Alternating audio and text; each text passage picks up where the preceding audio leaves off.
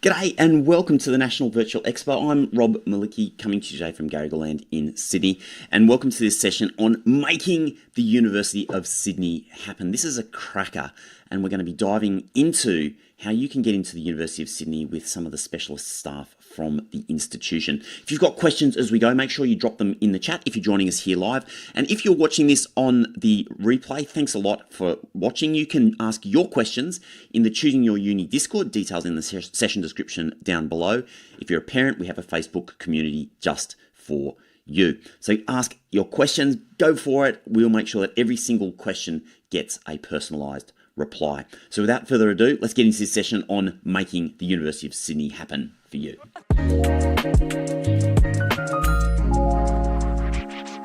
Hello everyone, and thanks for joining us for our Equity Pathways and Support presentation today. My name's Nikki and I'm from the Sydney Future Students team here at the University of Sydney. And I'm also joined by one of our current students, Zelda, who's going to talk to you today a little bit about her journey to university. So in this presentation, we're going to explore equity admission pathways, scholarships, and support that we have available here. So for those of you who may not know, equity is a term that we use when you've experienced circumstances beyond your control that have impacted you. We recognise and pay respect to the elders and communities, past, present, and emerging, of the lands that the University of Sydney's campuses stand on. For thousands of years, they have shared and exchanged knowledges across innumerable generations for the benefit of all. I'd like to introduce you to our current student, Zelda, who's going to talk to you a little bit about her journey through university. Over to you, Zelda. Thanks, Nikki. So, hi everyone, my name is Zelda and I graduated from Canning Vale High School in 2021. And my life before university looked a lot like this. So as you can see, I was quite a sporty person, but I was also quite studious towards senior year. I had no idea what I wanted to do at uni and I had zero clue about what my dream career would be. But I was really interested in sports and health and science. So I did a lot of track, swimming, basketball, netball, pretty much every other sport that doesn't happen on grass. And for this very reason, me not sort of having a particular area of interest, my transition into uni was very scary but exciting because it meant I got to reassert my own independence, which was something I didn't have at home living with strict parents. So here's a picture of me and my group doing a clean sweep at each year's presentation day. And I just think it's really important to surround yourself with positive influences and friends that can help to encourage each other and support each other through tough times like the HSC. So on the next slide, you can see how did I end up in my dream course. So when in doubt about what I wanted to study, I fell back on my strengths, which was science, and my passions, which is health, fitness, and sport. And so I sort of put two and two together and ended up doing physio. But I didn't get in with the raw ATAR, which was a 99.5 at the time, and actually came through an entry scheme, which boosted up my marks and allowed me entry into my dream course. So here's just a few photos of me and my experience during my time in physiotherapy so far. That's me in the hospital simulation, working closely with a dummy. We have lots of those at our health building. And there's also a photo of me on my first day of placement in second year. So that was very exciting as well. So here on the next slide, you can see that I was a part of a lot of different uni experiences, such as a health ball in 2022. There's a picture of me and my friends. I did some volunteering at Welcome Fest back in 2023. And also as a student ambassador, I got to do the Instagram stories for Open Day back in 2023 as well. So I joined a lot of societies, had a lot of extracurriculars, and I think it was one of the best decisions I could have possibly made because I wouldn't have met my friends that I know right now without meeting them at societies. So I gained a lot of experience in different roles, and being a student ambassador is actually a job on campus, which we'll talk about later as well. So at the University of Sydney, we're on the next slide now, we offer a wide range of areas that allow you to personalise your degree to your interests. So you might not know what you want to study yet, but we have over 400 areas of study for you to choose from. And we organise these into 10 faculties and schools, which you can see on this slide. A lot of popular ones involve medicine and health, so that's where physiotherapy belongs in that faculty. And science is also quite popular, business, engineering and computer science, law. But yeah, these are our different faculties. So on the next slide here, you can see that university life is so much more than just the classroom. We have jobs on campus. So as a student ambassador, I actually get paid to speak to you here right now. And you can also work at local cafes all around campus, lots of job opportunities on campus. There are over 270 plus student-run clubs and societies. So like I spoke about earlier, we have faculty societies. So we've got the Physiotherapy and Health Society, for example, which are more sort of academic-based networking and more to do with your degree. We also have hobby societies. So if you're a Taylor Swift fan, we've got a Taylor Swift Appreciation Society, or even Chocolate Society. They have free chocolate every week, or Ice Cream Society and Dog Society. There is also a lot of sports societies. So I know there's a bouldering society and a barbell society, but we also have 25 plus cultural groups. So for every religion or cultural background, we've got things such as the Catholic Society, the Buddhist Society, and the Muslim Society as well. With Sydney Uni Sport, we actually have an Olympic-sized swimming pool on campus. 2 to 3 gyms that you can work out on campus, have a membership with. Super convenient. And lots of performance spaces, museums, and art galleries, such as the Chow Chak Wing Museum or the Verge Art Gallery for you to explore too. So, design your Sydney experience. So, we're on to the next slide now. And at the University of Sydney, students have the option of tailoring their degree to their goals and interests. So, let's explore some of the ways that students can do that. So, let's start by unpacking the 3 types of degrees that you can apply for after high school. You've got the single degree, which is your typical standalone degree, and these are usually 3 to 4 years in duration. For example, the Bachelor of Education Primary. We also have combined degrees, which is allows you to complete 2 undergraduate degrees at the same time. For example, the Bachelor of Engineering Honours and the Bachelor of Laws.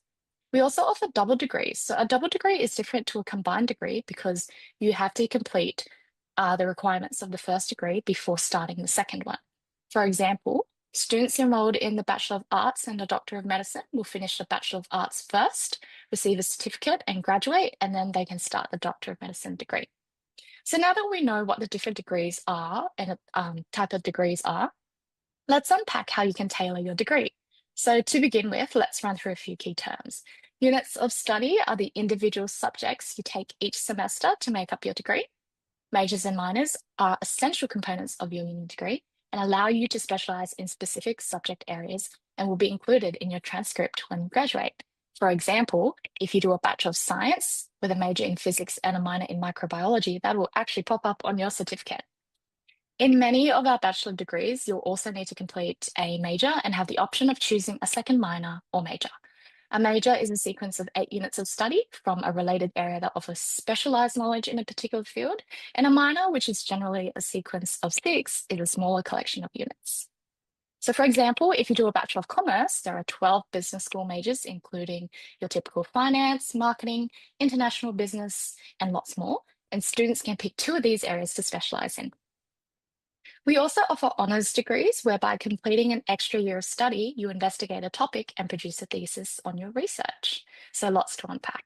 Okay, thanks, Zelda. Let's move on to the next slide, entry and admissions. So I want to take you through some of the entry schemes and pathways available here at the University of Sydney that can support you in boosting your ATAR and getting into your dream course.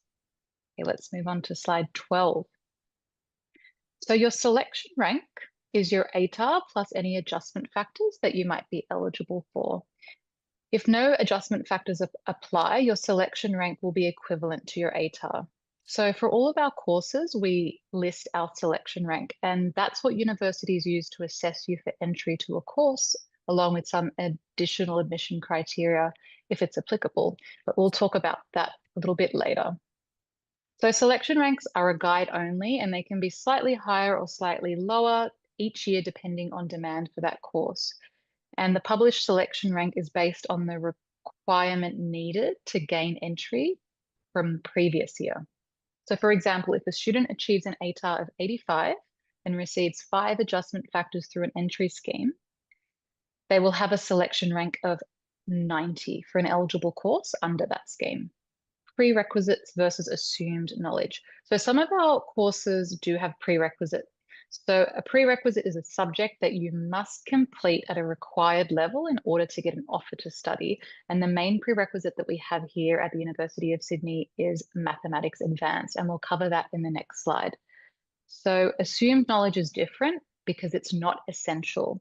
However, it is recommended and it will be really useful for your course. So you can still get an offer without meeting the assumed knowledge, but we do recommend that you undertake a bridging course before you start because it will help you be more prepared.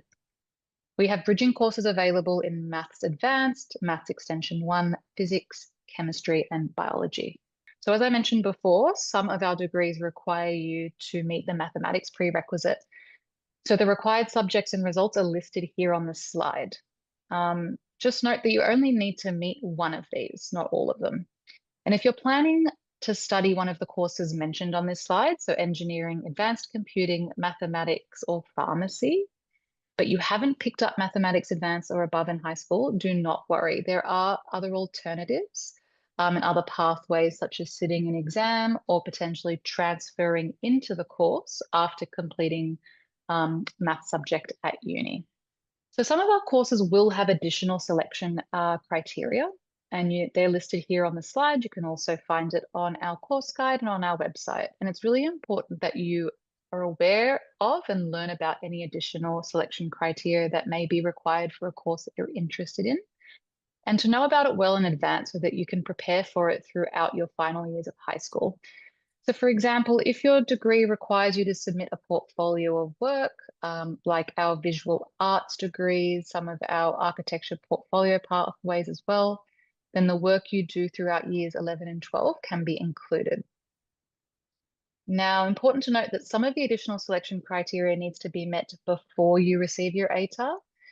All the specific requirements, the instructions, and the deadlines around admission criteria is available under the Entry Requirements tab on the specific USYD course page. So really important to be across those dates, and they differ for every course. So some examples, our medicine double degrees. So there will be an assessment process included in that. So that will be a written assessment followed by a panel discussion, and eligible applicants will need to attend the assessment in person at the university. Another example is music. You'll need to register for an audition, and you'll have to interview and have your chosen eligible degree preferenced in UAC by the relevant deadline. Now, also important to note, if you don't meet the additional criteria, we will be unable to make you an offer for that course. That's why I'm saying that it's really important to be aware of it and be aware of the date. So some of our education degrees require an additional step. So the New South Wales Education Standards Authority, or NESA, also requires some prerequisites for our Bachelor of Education Primary, Health, and Physical Education, as well as Music Education. So a new update is that personal statements are no longer required for any of our teacher education courses. So it's just the NESA prerequisites. Now, if you are not going to meet the NESA prerequisites, then what you can do is you can enroll in the Bachelor of Education Secondary, as they don't have any NESA prerequisites, study that degree for 1 year, and then apply to transfer into your desired degree. So after 1 year of studying that degree, you will have met the NESA prerequisite. So the best way to maximize your ATAR to meet the selection ranks for our courses is to understand the admission pathways and entry schemes that you might be eligible for. So entry schemes and admission pathways award adjustment factors to help boost your selection rank. You can't combine adjustment factors received from multiple schemes. So the scheme that offers you the most adjustment factors will be the scheme that's awarded to you.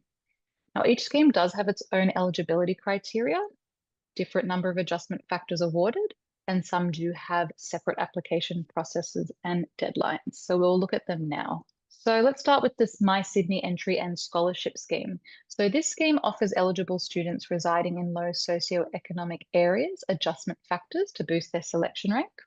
It also offers an $8,500 yearly scholarship for the duration of your degree, plus a range of additional support. So you'll get help, you'll get some support transitioning from school to university through some tailored preparation programs and access to mentoring programs. You'll also get the Vice Chancellor's Global Mobility Award. So that's valued up to $5,000 to spend on eligible exchange programs. You'll also get a complimentary University of Sydney Union Rewards membership. Now, eligibility. To be eligible, you must be a domestic student and you must reside at an address that is found to be in the bottom 25% of the socio-economic index for areas in either one of two indexes, Index of Education and Occupation or Index of Relative Socio-Economic Advantage and Disadvantage. And this is based on the residential address that you enter into your UAC application. Please note that if you do receive a notification from UAC that your residential address that you've entered into your application is identified as being in the lowest 25% of socioeconomic disadvantage, this does not mean that you are eligible for My Sydney. You must receive official confirmation of your eligibility directly from the university. We will notify you if you're eligible, and I'll talk about that in a couple of slides. Now, if you aren't eligible for My Sydney, but you have received a UAC Low SES notification, you can be considered for the Educational Access Scheme, which is another scheme that we'll talk about later in this presentation. Okay, I do advise you to submit a UAC application as early as possible. UAC applications are open now, so that you can find out if you're eligible. So the adjustment factors are one of the great benefits that can help you gain entry into your dream course.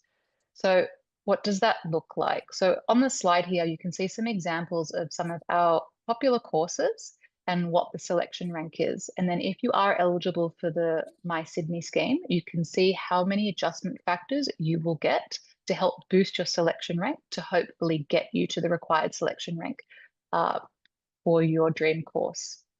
All the eligible courses that are available through this scheme and all the different adjustment factors are published on the My Sydney website, so you can see it there. Like I said before, no additional adjustment factors from any other scheme can be applied to My Sydney. One last thing to note is that you need to meet the selection rank after the adjustment factors are applied, but you also have to make sure that you meet any prerequisites or special admission criteria outlined in the course details. I want to throw back to you, Zelda. I know that you came through on an equity scheme that was quite similar to My Sydney.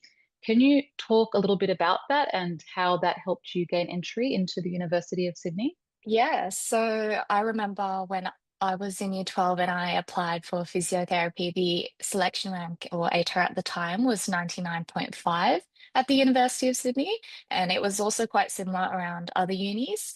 And I thought to myself, oh my God, I don't know if I can get a 99. And so I started looking for backup alternative pathways to get into exercise physiology first and then maybe do physio after as a master's. Until I stumbled across a similar scheme to this that I saw. USYD had a equity scheme that actually gave me 10 additional adjustment factors for the physiotherapy degree specifically. And that really made me so relieved because knowing I had 10 additional adjustment factors on top of my ATAR selection rank was just a big help and lift. It felt like lifting a big burden off my shoulders that I was even given the opportunity to apply directly into physiotherapy without having to do a master's later. And so because my projected ATAR was about low 90s, having that scheme was ultimately what got me into my dream course. So without that adjustment factors, I wouldn't be here today. That's a really great example. And I'm so glad that you were able to actually get into your dream course.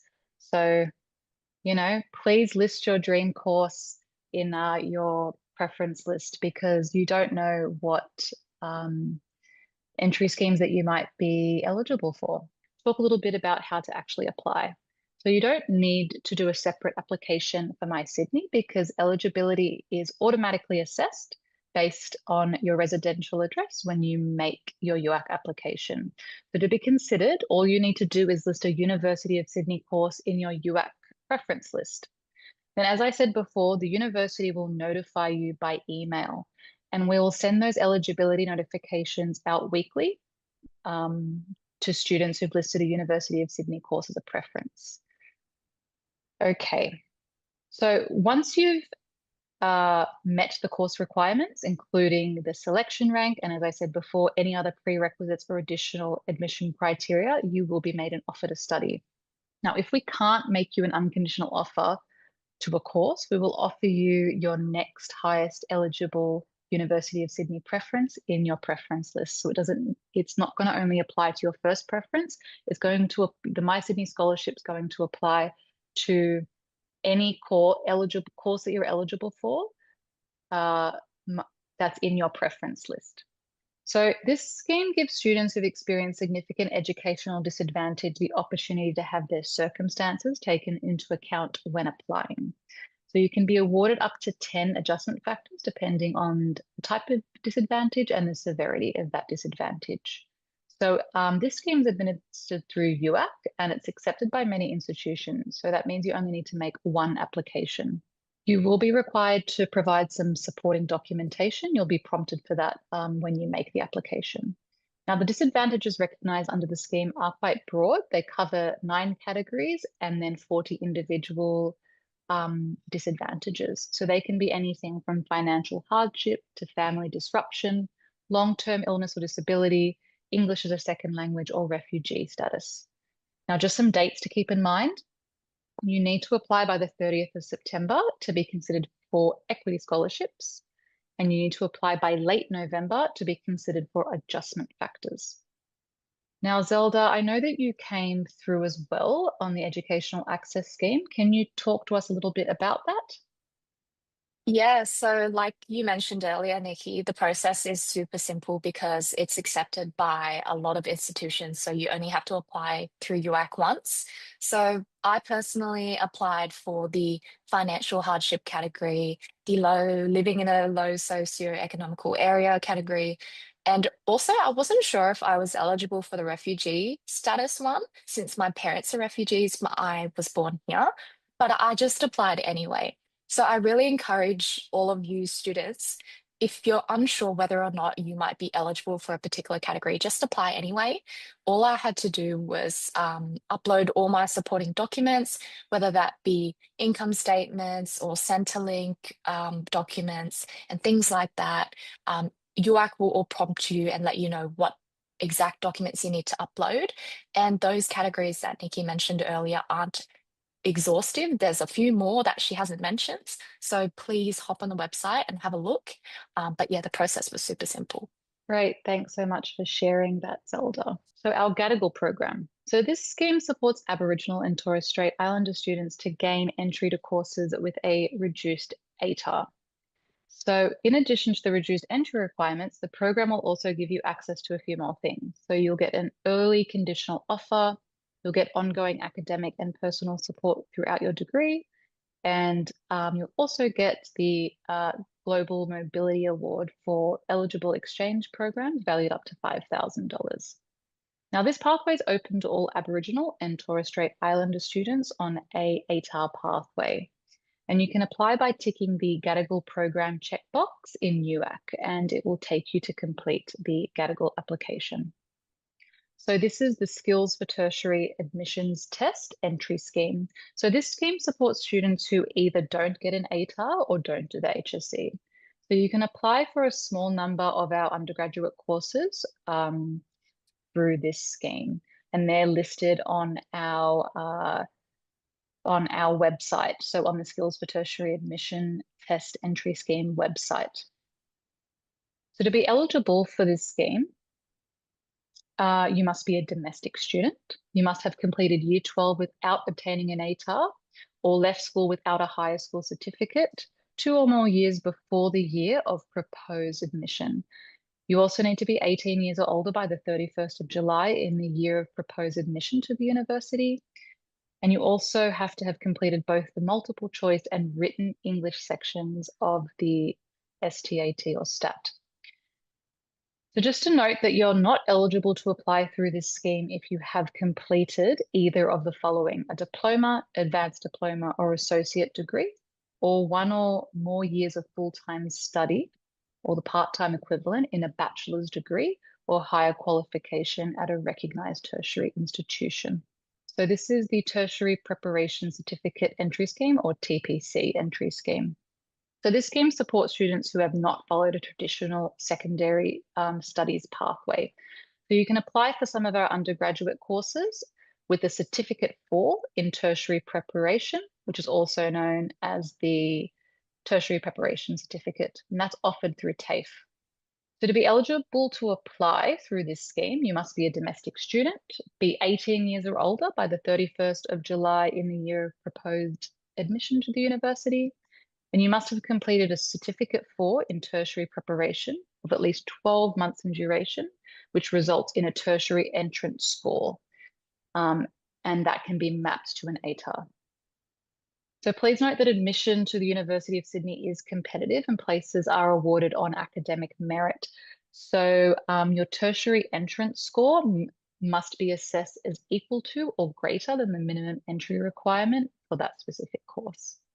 So if you don't make it into your dream course straight away, that's okay. There are still some other options available to you, and it's always a smart move to have a plan B. So what might that look like? So the shared pool. So there are degrees that you can study, or areas of interest that you can study using the shared pool of majors and minors. So you might be studying something that's not necessarily, that you would necessarily think would be part of your degree. So for example, you could study an economics major through the Bachelor of Arts if you miss out on entry to the Bachelor of Commerce. Another option is transferring. So after 1 year of full-time study, you can apply to transfer into another course. And at this stage, we'll actually look at your university results when assessing your application instead of your ATAR. And then the third option would be postgraduate study. So after you finish your first degree or undergraduate degree, you can apply to our competitive postgraduate courses, such as the Doctor of Medicine. So you may need to meet some additional requirements, but it is still a really good option for many of our study areas. Okay, we've spoken about some of the opportunities the university has to offer, but what about the support that's available to students? And we know it can be quite daunting transitioning to university life, but please know that there is support available, and I'm going to cover that over the next couple of slides. I really encourage you to explore and make the most of any support services available to you so that you can focus on doing your best and making the most of your uni experience. So each year we offer over $135 million in scholarships and prizes to domestic applicants across a broad range of categories. So we've got general scholarships. So this would be an applicable category for Year 12 students ahead of enrollment, and it includes scholarships awarded for academic merit.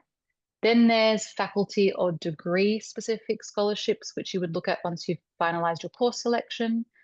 Then equity-based and specific background scholarships, Aboriginal and Torres Strait Islander scholarships, and then there's student exchange, which are scholarships that will support you if you go overseas on exchange. International student scholarships are also available on our website, and these do require an individual application. So for domestic students, we've made applying for multiple scholarships simple with our centralized application form, which I'm going to cover now on the next slide. So moving on to slide 29. So you can apply for most of our domestic undergraduate student scholarships through this one central form. So once you've applied, we will look at your application and then we'll match you to any scholarships you're eligible for so that you don't need to do multiple applications. You may also be able to receive multiple scholarships. So in these cases, you can hold one primary scholarship valued at $8,500 or more, and then as many secondary scholarships as you would like. So to be considered for equity scholarships, you'll also need to submit an EAS application through the UAC website alongside your scholarships application. So to apply, you'll need to have a current UAC application with at least one USYD course in your UAC preference list by the deadline of the 30th of September. You'll also need your Year 12 half yearly report or HSE exam trial results and Year 11 report. Applications are open now and they'll close on the 30th September.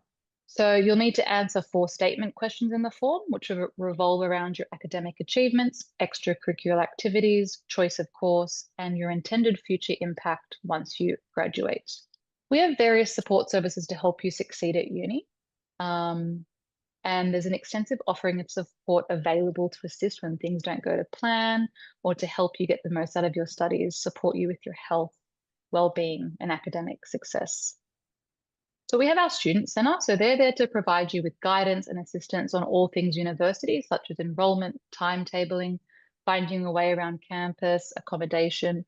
They're really great to use when you first enroll here at the uni. Then we also have academic support. So there's bridging courses, peer-assisted study sessions, online learning resources, English language programs. So lots of academic support that you'll need to succeed and excel in your studies. So we also have wellbeing services. So they offer a wide range of free and confidential health and wellbeing support. And you can find these resources both on campus or online. And if you experience any financial difficulties that impact your studies, you may be able to apply for financial support as well. So the university has bursaries, financial support vouchers, and interest-free loans that can assist with essential study and living costs. Then we also have lots of community support. I might hand over to Zelda because I know that you mentioned earlier that you were part of clubs and societies. So do you feel that that helped you foster a sense of community here at the University of Sydney? Yes, 100%. So I tell everyone this story all the time, but when I was a first year student and it was my first day on campus, the Physiotherapy Society organized a first year barbecue for everyone to get to know each other and to start familiarizing yourself with the campus. And I decided, oh, I don't know anyone doing physio at USYD. I should just go and maybe I'll make some new friends and start to learn people's names. And so I went and I started to talk to a few people. Um, and eventually I found out that they actually lived in my local area. So I'm personally based in the Fairfield area. And so it was really nice to bump into someone else who was also from Fairfield because it takes us about an hour 15 minutes to travel to and from uni. And so I thought bumping into someone in my area would be super rare. And then after talking to a bunch of other people, we actually found a small group of us, 6 of us were actually from the same area, so Fairfield, Canning Vale, Liverpool. And so we were basically a family from the start. And till this day, I'm in my 4th year now, and they are still the same people I take the train up and back to uni with, and that I have for the past 4 years. So it's definitely built a community. And I've also met other people who live outside of my area as well. And we get along super well. We share the same hobbies because we're physio students and we go to the gym and we love health and fitness. And so, yeah, I think societies are the way to go when it comes to meeting new friends and building community.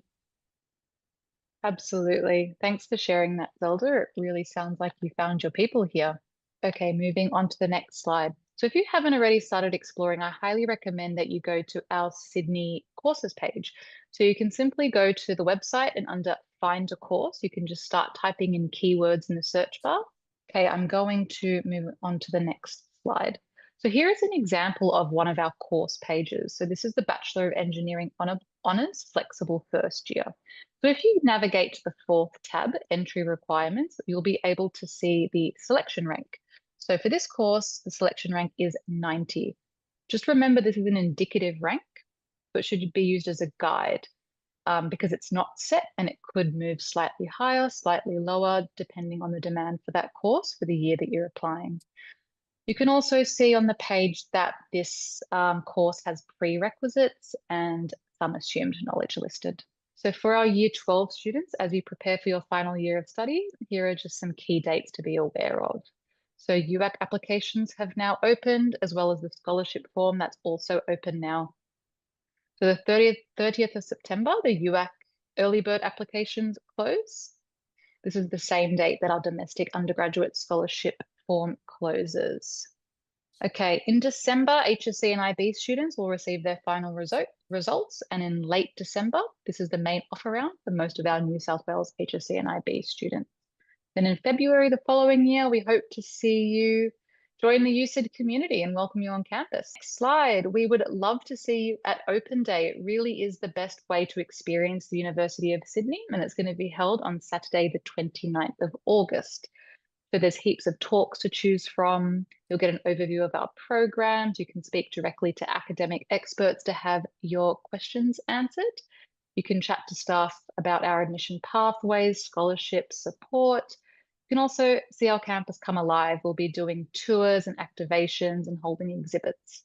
Please also feel free to follow us on our various social media platforms. So you can find out about upcoming events and webinars through our undergraduate events page. So please use this QR code here on the page to be the first to hear about our Open Day. And if you have any further questions, please don't hesitate to email us. Our email is admission.pathways@sydney.edu.au. And that brings us to the end of the presentation. As I just said, please feel free to reach out to us and subscribe to keep in touch. And we wish you the very best of luck with your university journey. Hey, Nikki, fantastic. Thank you for your presentation. That was really good. Actually, before we get to Q&A, Nikki, I'd just like to emphasize something that you were saying there.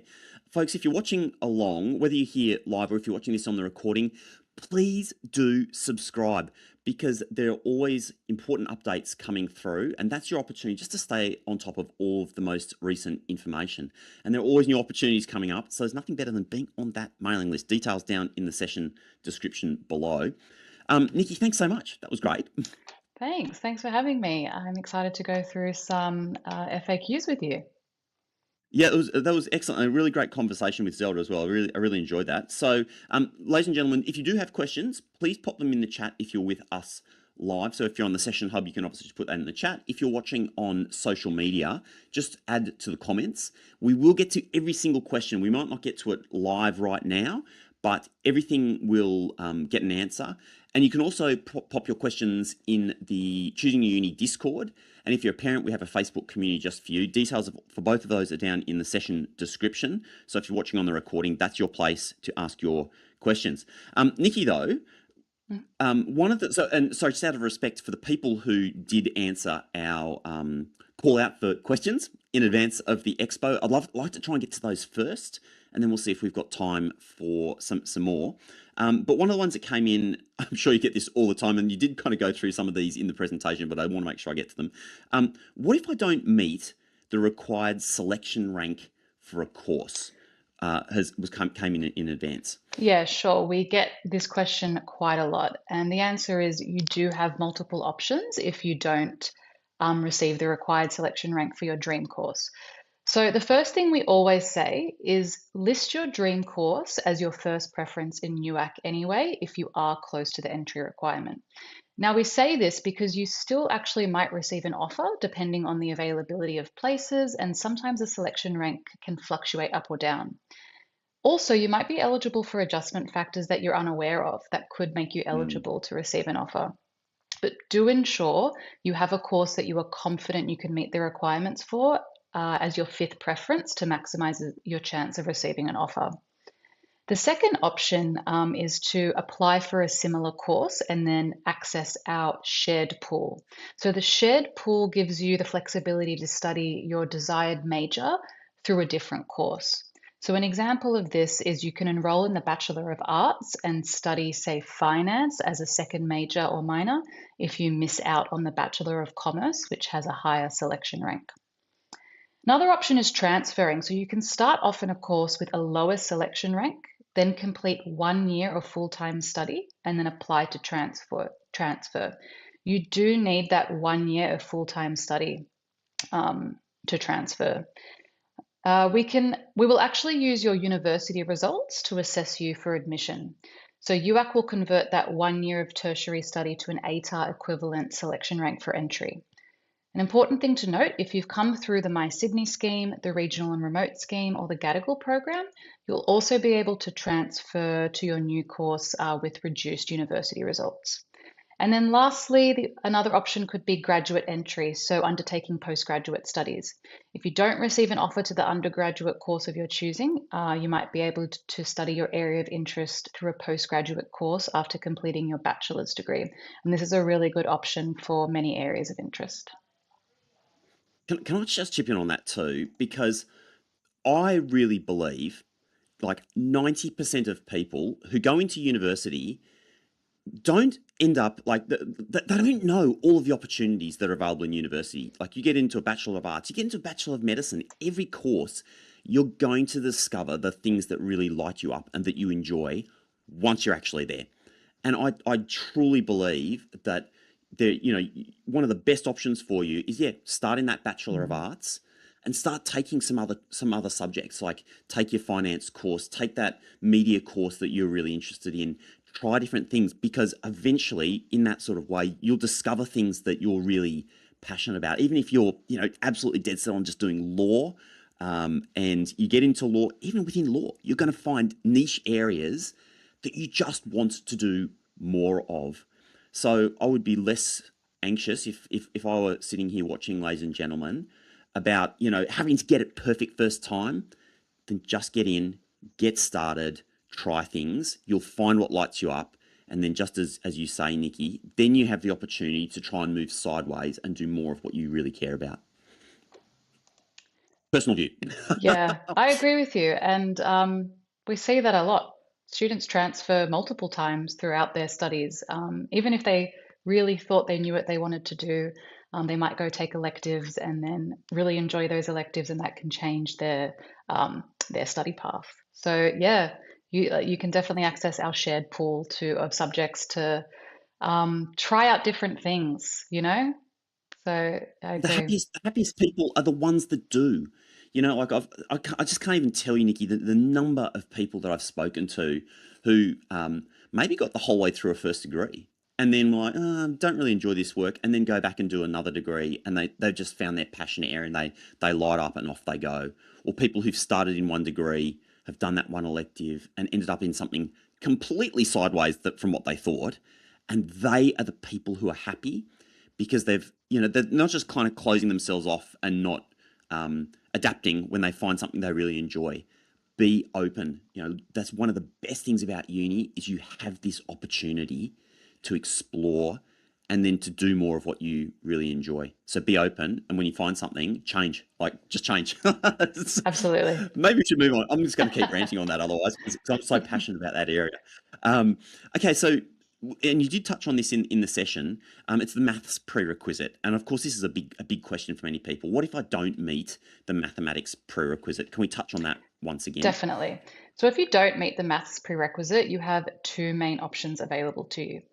So the first is a course transfer. So what you would do is you would apply for and enroll in an alternative degree that doesn't require the maths prerequisite. If you already have the required ATAR for your dream course, which has the maths prerequisite, you would only need to complete 1 semester of study that includes the required studies in mathematics. If you don't have the ATAR for your dream course, which has the maths prerequisite, you'd need to successfully complete 1 year of full-time study in a bachelor's degree that does include the required studies in mathematics. The second option is to complete what's called the Introduction to Calculus Massive Open Online Course, or the MOOC. And that gives you a second chance to meet the maths prerequisites. It's a self-paced online course made up of 5 modules, and you have to successfully complete both the online course and the post-MOOC exam, and then you'll satisfy the maths prerequisite. Just to note that the MOOC isn't recommended for students who haven't taken any studies in mathematics, and it shouldn't be used as a substitute for studying the required mathematics in high school. I just wanted to look that up while we're talking. That sounds like a really great opportunity. And people, particularly the high school students here, you might not be familiar with mass open online courses. These are such a great way for you to go and learn. So available all online in your own time. So I definitely look that up. So actually, I think we can put the description that down in the description. It'll definitely be in the chat. So yeah, keep an eye out for that. And please go back. There was a lot of good session about maths in this session, so go back and check that out if you missed it. How do I know if I'm eligible for the My Sydney entry scheme and scholarship? Yeah, so we get this question a lot. People put in their UAC application, but they want to know how do I actually know if I'm eligible? Because you don't receive anything straight away to know. So basically, once you've submitted your UAC application and you've put a University of Sydney course in your preference list, you'll actually receive an email from the University of Sydney if you are eligible. You don't need to make a separate application at all as well for My Sydney.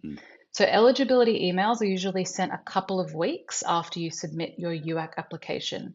We do have specific notification dates, and you can find that on the My Sydney website. I also really recommend checking your junk and spam folders, just in case the email's gone there or it's been missed, because that can happen. It's a fantastic scheme. So fingers crossed for folks out there, you're going to be able to access that if you need the help. We're running pretty close to time, but we'll probably sneak in one or two. I've got more to go. So sorry, folks, if we don't get to your live questions. How many adjustment points will I receive through the Education Access scheme? Yeah, okay. So the number of adjustment factors that are awarded to you through the scheme actually won't be disclosed to you. So there actually is no way to know. But the maximum number of adjustment factors you can get is 10. Which is generous. I mean, it's Yes, very generous. it can make a huge difference. Yeah, awesome. And look, I'd just come back to what you said earlier. Always put your dream option as number one. Absolutely. You just never ever know. And adjustment factors is such complicated area. You just never know if suddenly like there's an adjustment factor there that actually gets you over the line. So please, please, please put your dream course number one. Last question, actually, probably that we have time for. Can I apply for more than one scholarship? Yeah, another question we get a lot. So definitely, you can apply for unlimited scholarships. And I went through it in the presentation, but you can apply for most of our undergraduate domestic commencing student scholarships through one application, which is called our single scholarships form. That will cover most of our, like undergraduate commencing scholarships for domestic students. There are some more niche scholarships that will require a separate application.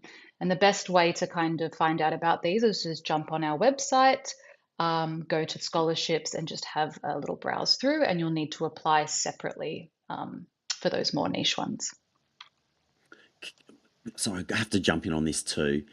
Apply for scholarships. Even if you think, oh, I'm not brilliant, like I'll never win a scholarship, you would be stunned in how many scholarships across Australia aren't filled because no one applies for them. So true. Right? Like it's absolutely shocking how many you have to apply for scholarships. Jump in there and do it. And even to the extent like this, and this is a red hot tip, a lot of people might think of scholarships when they're going into uni. Very few people remember to go back and apply when they're in their second year, when they're in their third year, because there's plenty of support out there. And once again, there's so many scholarships that do not get filled. You have no idea just how much opportunity there is sitting there on the table. So please, please, please apply for scholarships. And Sydney is one of the most generous universities in the country when it comes to scholarships. Yes. So you must do that. We have $135 million in scholarships each year, and you're right, it doesn't ever fully get used. So absolutely apply. So get your slice of the 135. Look, Nikki, we are out of time. It's been fantastic having you here at the National Virtual Expo. Thank you so much. Thanks for having me. It's been great. And thank you again. Like, ladies and gentlemen, like University of Sydney, this sends me nuts because people sort of look at Sydney and Melbourne, prestigious institutions. They feel like it's snobby or it's elite or it's out of reach, and nothing is further from the truth. These are institutions that were founded on the principle of being open and giving opportunities to people. And Sydney is literally one of the most generous in the entire country in opening opportunities for students. So do not hesitate to put Sydney as your number one if that's what you really want. Thanks again, Nikki. And ladies and gentlemen watching along at home, I'll see you in one of the upcoming sessions soon. Thanks for joining us at National Virtual Expo. Well, I hope you got something out of this session. And if you have any questions at all, you can head to choosingyouruni.com and ask Lumen. Lumen is your AI guide who knows about every university, every pathway, every option that we've talked about throughout this virtual expo. And Lumen is available to talk to you 24/7. So it's ready when you are.